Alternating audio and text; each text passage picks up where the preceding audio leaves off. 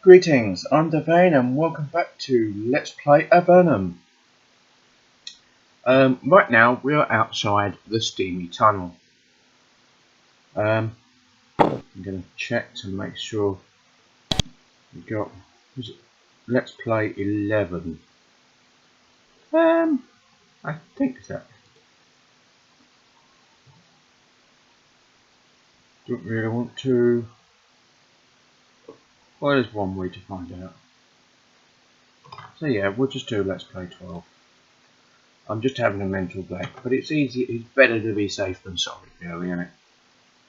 So, and we are outside this cave, and we're going to explore. This is known as the Bat Cave. Now, what you will notice is that we can't see anything. Why can't we see anything? Bat Cave, beware! Because it's dark. This is the first point at which we'll have to start using light sources. Now, we have a torch, we have a lantern, and we have a candle. Let's go with it's a lamp. Let's use a lamp. There we go, we've lit up the area, we can now see where we are. There's a pit in the middle. Luckily we can't actually see them, but we can see that there's several bats around. So we might want to fend them off first. Sounds pretty smart to me, I think. You're at the mouth of a huge sealing cavern, filled with the reek of guano and loud squeaking of a multitude of bats.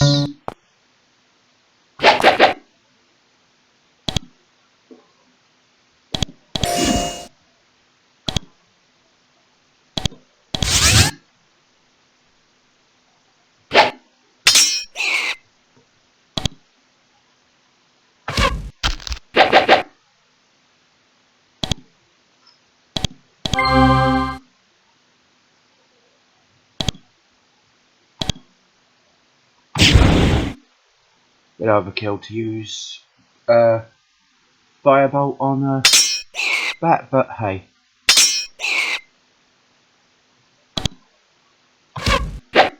Whatever does the job, really, when you think about it.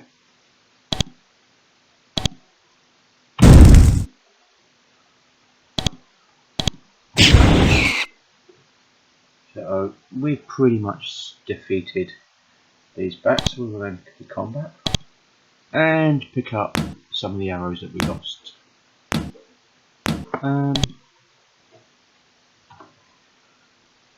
There's a body we can explore, and then we can start looking around this cave a bit more. Let's have a look, search this body. It is, where is it? Some leather armour, a healing potion, some boots, and a stone spear. We have a which doesn't do anywhere near as much damage as a sliff spear, but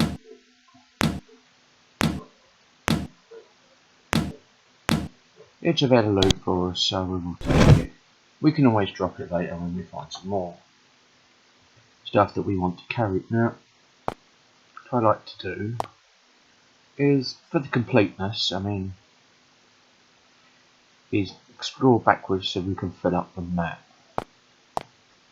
Then it starts to get we have a limit on what we see. It's not just line of sight, but it's also a case of how far our light goes. Which, to be fair, is pretty neat, if you ask me. So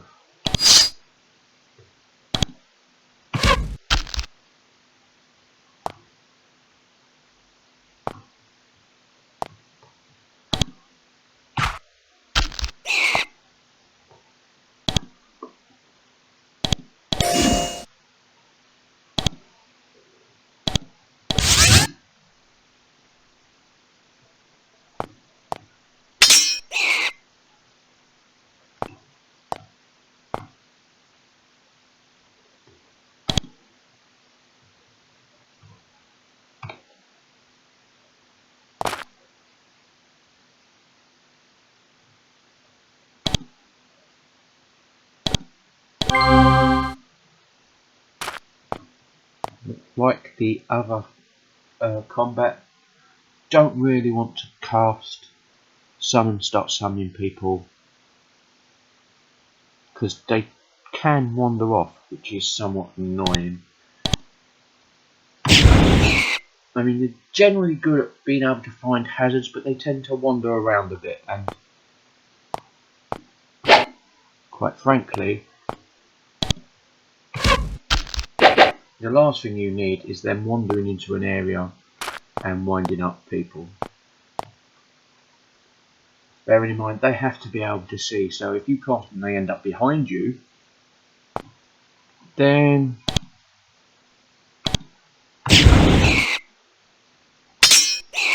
they may just sit around and do nothing until you're actually getting attacked. Or if you're at a junction, they might just actually wander off and attack something far behind you and provoke more enemies. So, yeah. In order to end, we all have to be within 5 spaces of each other. So you can't kind of regroup people from across the entire map. Makes sense, I guess. Pick up that loot, or should I rather? These are nests which can be searched. Pretty much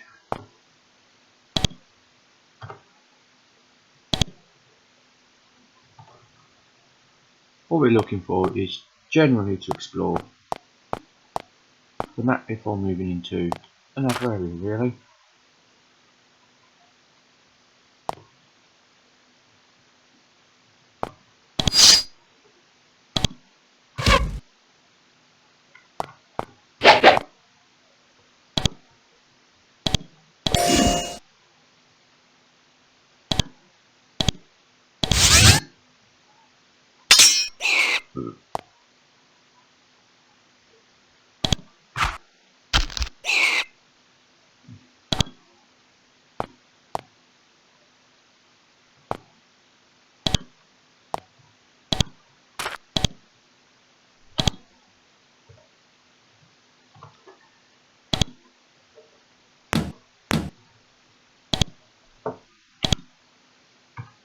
And it can seem quite monotonous and quite repetitive.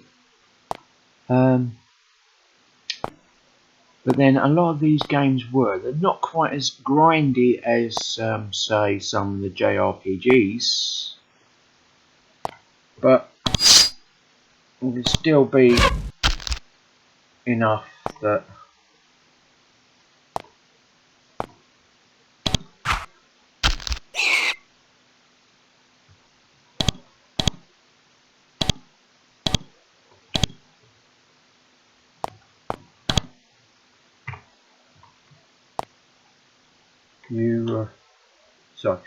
just enough that you can that they can seem to be a bit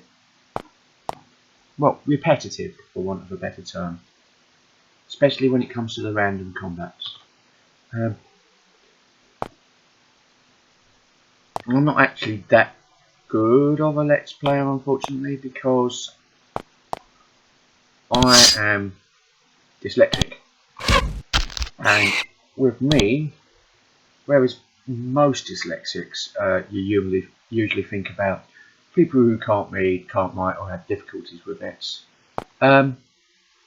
it's actually more of the fact that they have issues with their working memory. So it's not so much that they can't read or write, it's the fact of, particularly with writing, you've got trying to control fine motor skills with comprehending about what you're writing and trying to concentrate on spelling, as all that is in a small amount of mind space, or known as your working memory, which works a bit like the RAM of a computer.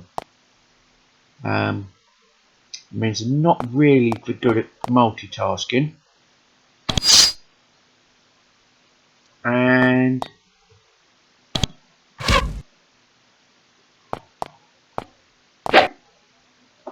quite frankly, that would be why they're not it's often seen as an inability to read or write, or difficulties having it.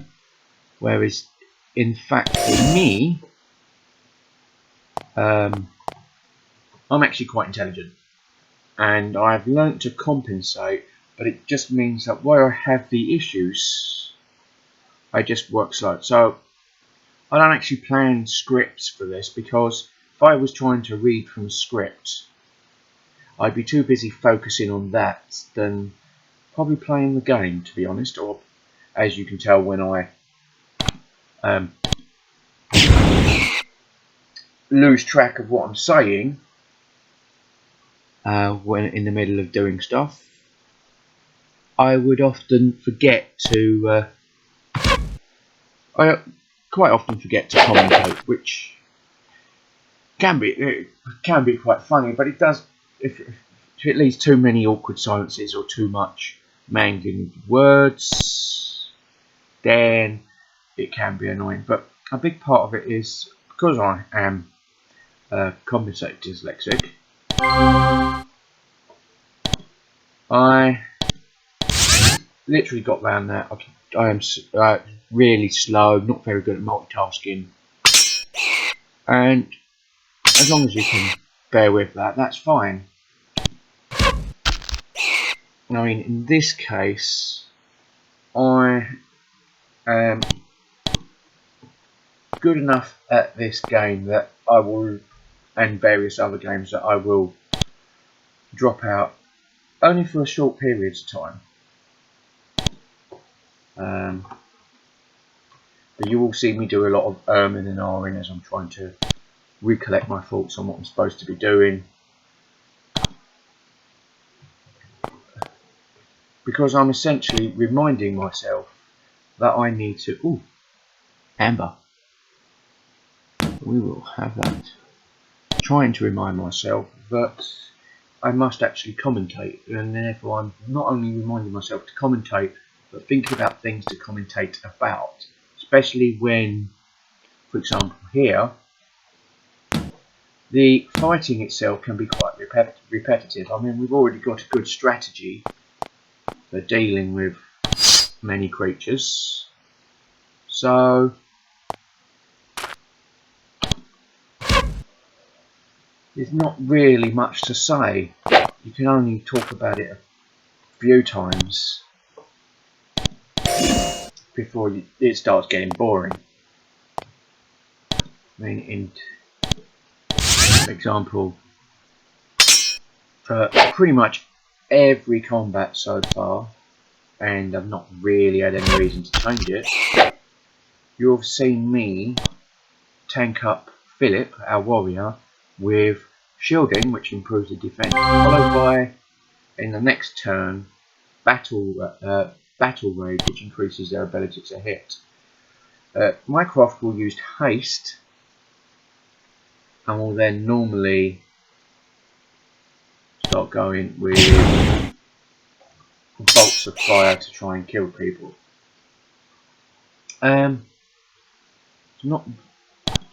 Not really much more to it than that.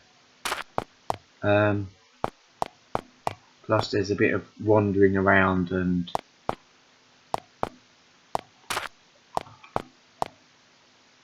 so forth. I mean, we're halfway through, roughly, now through this cave, so we may get to the end of the beginner section. I am not going to do the, I mean, I know roughly where it is, but I've never actually done it.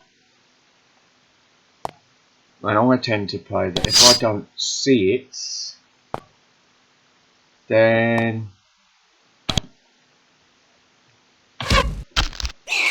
I'm not going to be compelled to do it.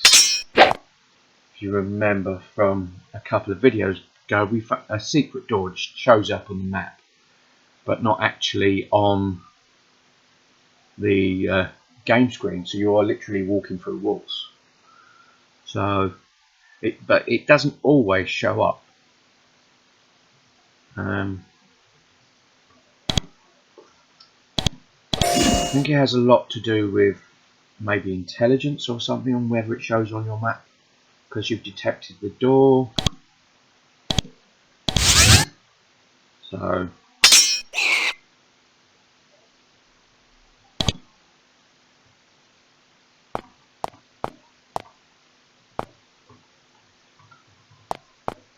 here.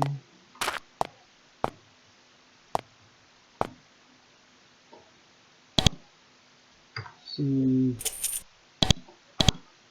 B. I mean, it's nice to get to the story on games like this. Don't get me wrong. It's just the bet, but it can be that quite often the adventuring and the stuff involved between the story can get in the way. I mean, in much of like many of these, wow, that's a lot of rats. Many of these games are based on exploration, so I mean, you want to be looking into every nook and cranny to find stuff, and because that's the game. That's what you're supposed to be doing.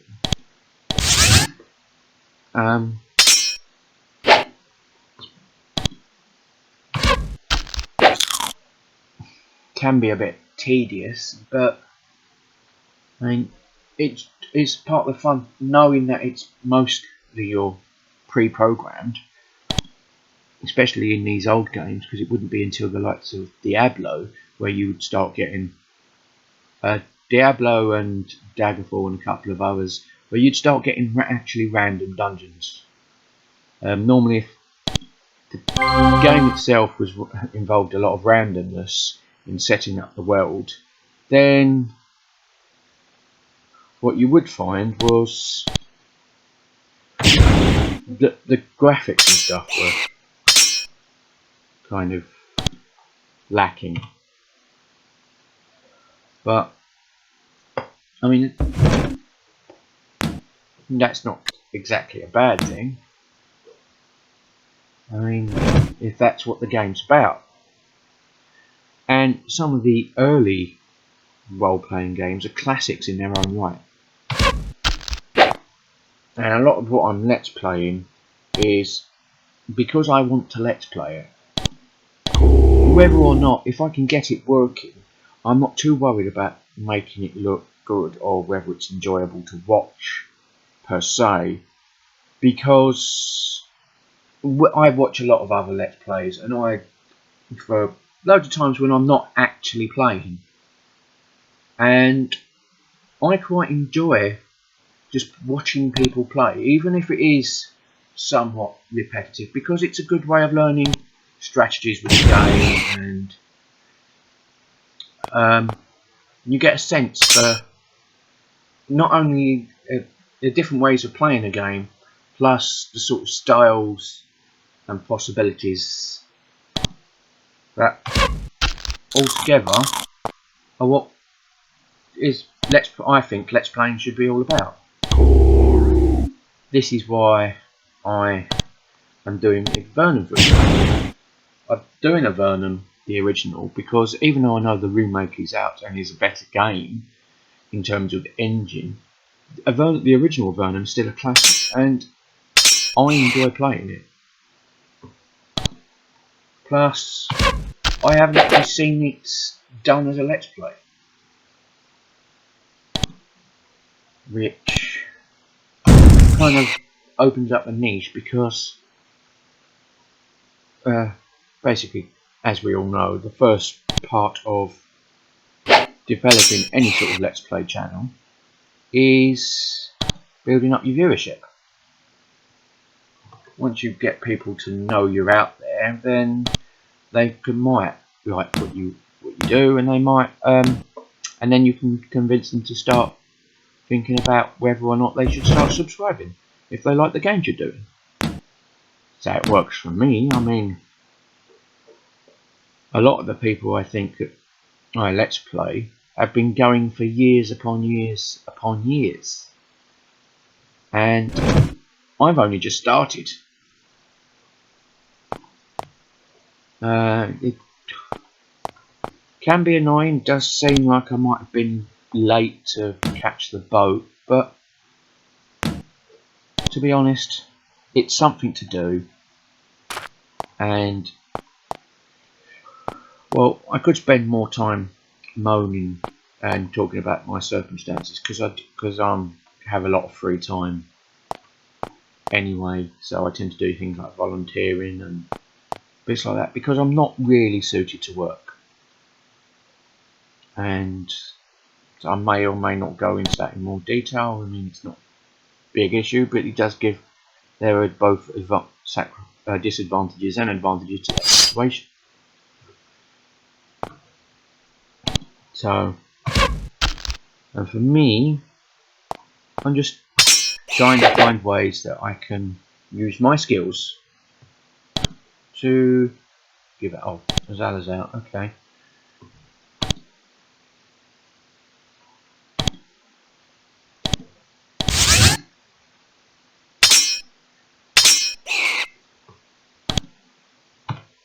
I can use my skills to try and do something that I find fulfilling, that has some sort of connection with the world. In all honesty, I'm fairly creative, but in all honesty, I like role-playing games. They're probably my favourite genre, and I don't just focus on video games. I like role-playing games, particularly Dungeons and Dragons and stuff like that, and I try and run various campaigns. But being dyslexic means that that's not necessarily the most effective use of my time. And a lot of this and a lot of the stuff I do is actually me pushing myself. For example, I know I'm not good at these Let's Plays, but in doing practice, hopefully I can get to the point where it doesn't really matter. I mean, I can learn various skills. I've done various skills. Anyway, what we will do, we'll go and... Well, I could press on with this dungeon. I think what I will do is return and rest. Now, can't actually rest inside. There's not an option. I can wait, and that slowly heals, but because you can't really do that besides. Not in this game. Once we leave, i.e. we're out here. Now, could walk all the way back, but instead we will rest. And if it's successful, like it is, we will be full up. We've used one bit of food. I don't know if it's one bit of food for a person or one bit of food for everyone, but we rest and we can go back in and carry on. Now, we've seen the map. We've explored. Apparently our light source is still going. Somewhat. So we will carry on. And it will go out eventually, but we've got enough light sources that it doesn't really matter.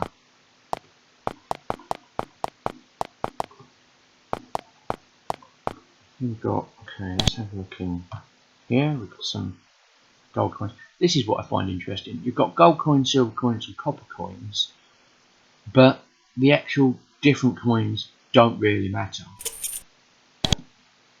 There's no difference between them. You just end up with coins. And that seems a bit weird. For example, we've got some silver ones here for 48. With a bit more loot, perhaps. Another stone pike. So, yeah, so I've tried doing various creative things and learnt a lot of skills doing jobs on the fly. Professionally, if you can use such a term. I mean, I try to consider myself professional, but I don't actually do that much work. I've got a non-trading business, which is basically what I use as a brand for myself under the name of Devane and Devane Designs. For when I do various bits, but yeah, I'm a writer and layout artist. Professionally, I'm basically just a helper for loads of people, but I tend to take projects and do freelancing as they go. But because the one thing I've found is that writing and editing and layout artist and layout work and all that, because of my dyslexia, it takes so much time and effort that I kind of don't have the time to pursue it full time, because for me pursuing it full time is the equivalent of any other writer, editor or whatever doing it part time, if that. So and then you've got stuff like Let's Play. Most people, when you think about Let's Playing, think, oh, half-hour episodes only takes half an hour. Well, to be fair, that's pretty much how long it takes if I get them right on the first take. And then you've got the uploading and the organising to do, which can be done downtime. I don't spend much time watching the videos, because quite frankly, that just pretty much doubles the time, and any sort of mistakes, unless they're really severe mistakes, I can't really correct anyway. So, and having already watched it because I went through it, I'm not the best person to critique on mistakes and stuff like that.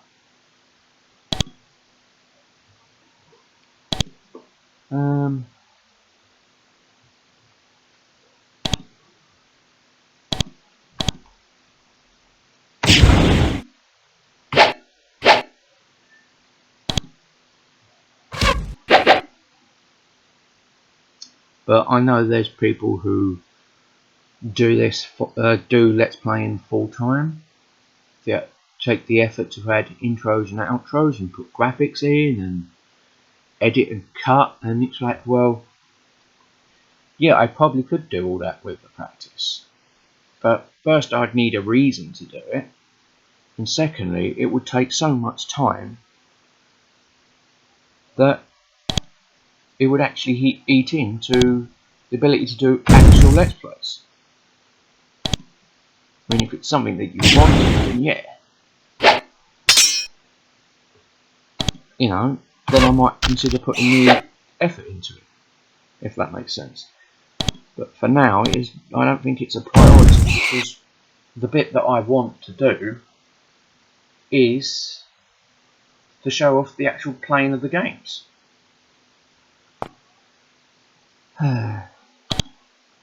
And sorry about my rambling, which, well, wasn't much of a rant as such, but some people might say it was, and a lot of people would go, oh well, there's worse people than you at work and whatnot, but that's the point. Because of the reason that I'm not working, it gives me the freedom to explore and try and find what I want to do. And very few people actually have that opportunity. There's nothing up there.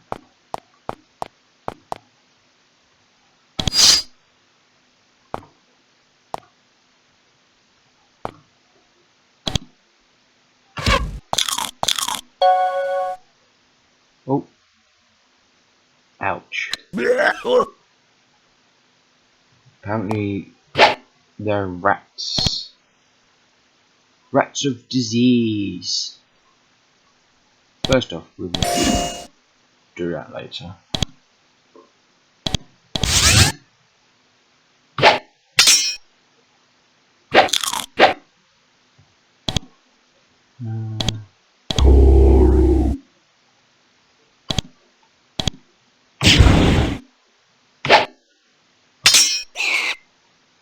Oh, that would be fine. These are mung rats. Didn't even notice there was a difference.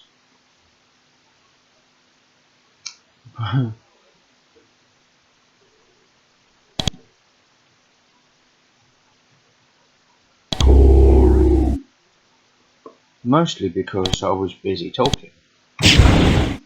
So, but never mind.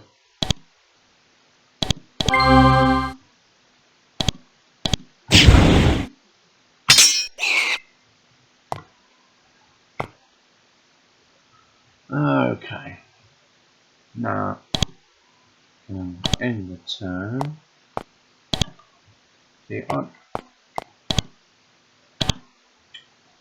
one of the things I've noticed is it can be hard getting people to take things like this seriously.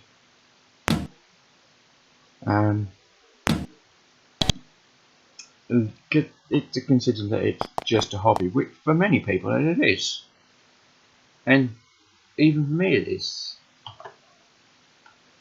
But yeah. Anyway, enough waffling about how bad my life is. Not that it's that bad. It's 32 minutes. We have basically finished this cave. So what I will do is I will go outside, get us back outside, because I know the only areas left to explore are not the